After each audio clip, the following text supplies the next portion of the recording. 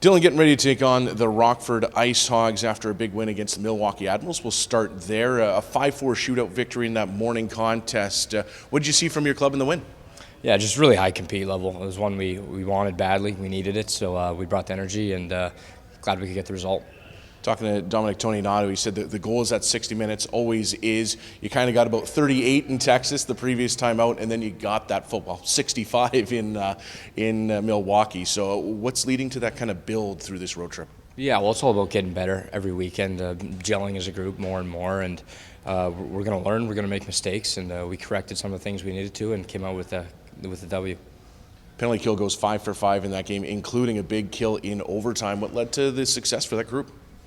Just a lot of communication, making sure we're all on the same page from our preparation pregame to while we're out there communicating with each other and making sure we're reading off each other properly. And yeah, it was big for us that game, and hoping to keep that going. Well, for yourself, you get your second goal of the season. It was a big one late in the second period. Take us through that goal that started all the way in your defensive zone with about 20 seconds left.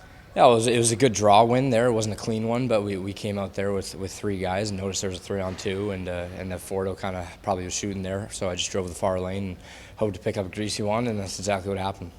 Yeah, as a defenseman, how do you make that call, especially at that stage, to jump in the play and join the forwards up there? Yeah, well, you'd always read numbers, who's got who on what side, like especially after rush, you want to know how many bodies are with you and how many you're going against. So when I noticed there was an odd man advantage there, just wanted to join, be an option, and Fordo made a great play. Is there maybe almost a little more freedom, too, with that little time left in the game, because you know that if there is some rebound out the other end, it's not going to have time to come back? A little bit, yeah. It all depends exactly how much is left on the clock, but it's definitely a factor for sure.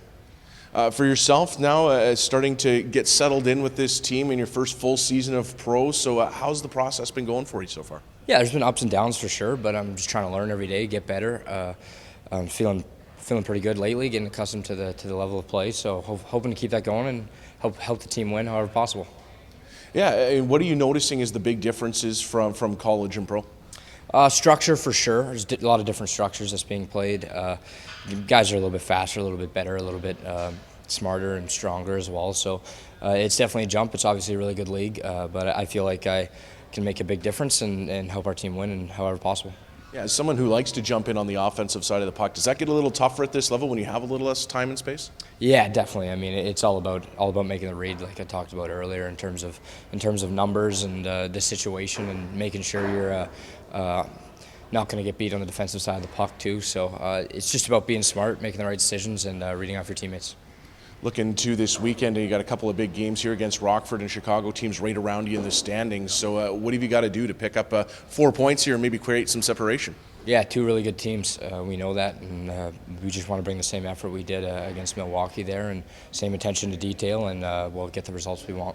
How important does that attention to detail become, especially at the end of a long road trip when guys might be starting to think a little bit about getting to their own beds? No, for sure. Yeah, guys started to get fatigued by the end of a road trip, right? It takes a toll on the body a little bit. So it's just even more important to be smart and make sure everyone's on the same page and that we're playing an intelligent 60 minutes of hockey. Well, I mean, even for yourself, I mean, it's probably been a while since you've been on a road trip this long. So, I mean, how are you holding up, and what's the experience been like for you? No, it's been great. It's been great. You get to spend more time around the guys where it's just the group, right? And you get to play a little more extra hockey too in a short span of time. So that's always something that's a positive for me. So.